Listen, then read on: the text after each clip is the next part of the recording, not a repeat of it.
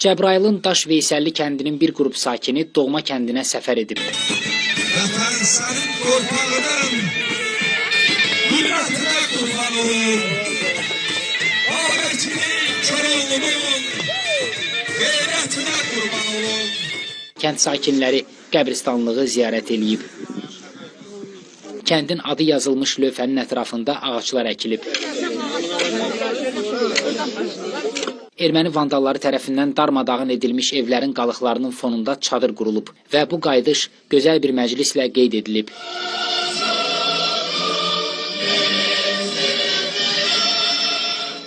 Görüntülər sosial şəbəkə platformalarında paylaşılıb.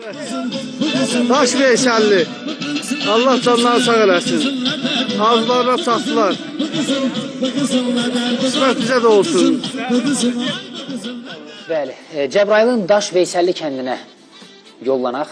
Çox gözəl bir tədbir keçirilib, çox əladır. Hava ümumiyyətlə qayıdış konseptində olan bütün bu cür videoları çox bəyənirəm, diqqətlə də izləyirəm. Çünki 30 ilin, 32 ilin həsrəti var o insanların gözündə, ürəyində. Ellikcə yığışıblar, kənddən əsər əlamət yoxdur, xarabalıqdır, daşlar, qalıqlar qalıb. Amma o insanların ürəyindəki o kənd sevgisi var, o yaşayır.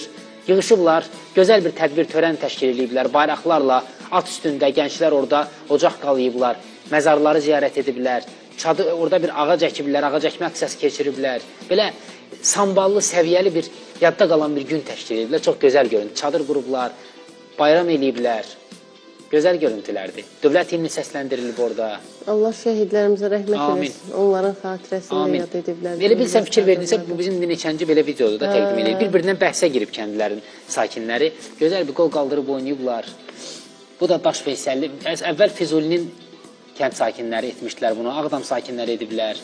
Yaxşıdır, yığışırlar el-oba bir qayıdış təşkil edirlər. Üstündə bayraqların gəlməsi. Gözəl görüntüdür, ha. Çox belə simvolik görüntüdür.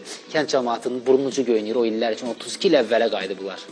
O, bəziləri oradan çıxanda cavan uşaq idi, bəziləri yeniyetmə idi. İndi həddi bulğa çatmış, yaşa dolmuş. Uşağı olsa 30 yaşı var indi. Ay, sağ ol. Allah can sağlığı versin hamısına.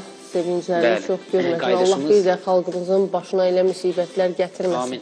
Ümumiyyətlə 2021-dən 22-dən bu yana deyərdim, bu qayıdış məsələsi çox belə qəlbə təsir edən bir şeydir.